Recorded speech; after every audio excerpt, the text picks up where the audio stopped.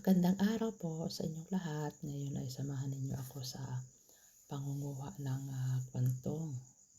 Kwantong ito sa ating pangalan nito, Ilocano. Isa itong gulay na tumutubo sa aming lugar. Kahit matinik ito, marami pa rin ang kumukuha dahil masarap, masustansya.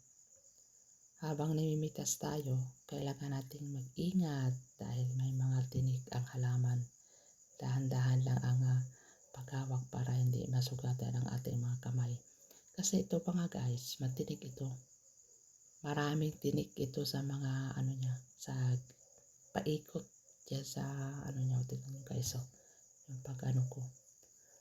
Habang namimitas ako ay nakikipag-chismisan ako dyan sa aking hipag.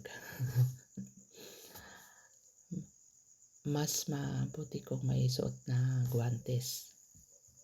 Kaso lang ako tinamad ako magsuot ng guwantes kasi ako yung tipong taong sige, gusto mong masugatan.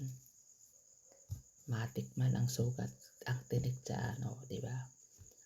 Mag-aararay naman ako pag natinikan ako dyan. Pero kung sanay na ang ang kamay mo, mag-ingat na lang ng paghawak, di ba? Ang kwantong isa ang mga gulay na madalas naming niluluto sa bahay.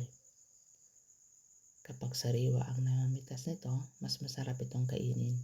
Maaari itong igisa o ilaga o ihalo sa mga balatong, mga munggo, sa white beans. Masarap yan. Guys, ito ay mas masarap ito sa kamote tops. I-try nyo guys kung mayroon kayong mga bukid-bukid. Try nyo yan. Napakasustansya ng gulay na ito.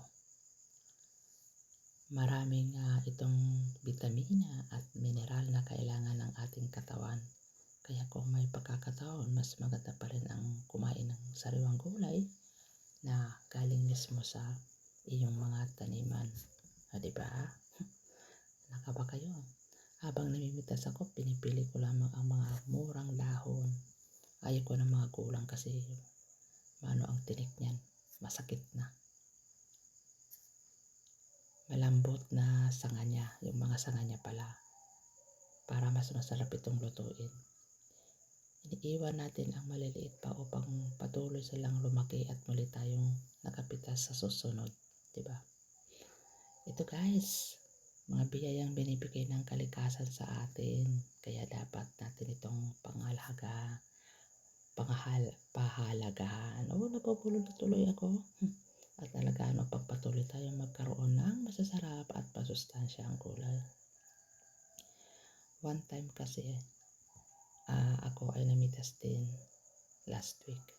So yung kapatid ko pinatanggal ko yung tinik na yan. Sobrang gutom ko, di kumain na ako.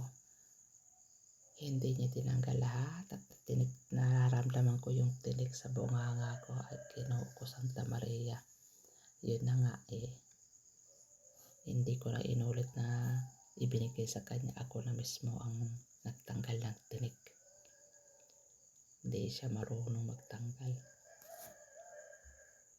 Ayan na guys, maraming salamat po sa pagsama ninyo sa akin ngayong araw. Sana ay nagustuhan ninyo ang simple pangunguha natin ng kwantong. Kung nagustuhan ninyo ang video ko, huwag kalimutang mag-like, mag-share at mag-subscribe sa aking channel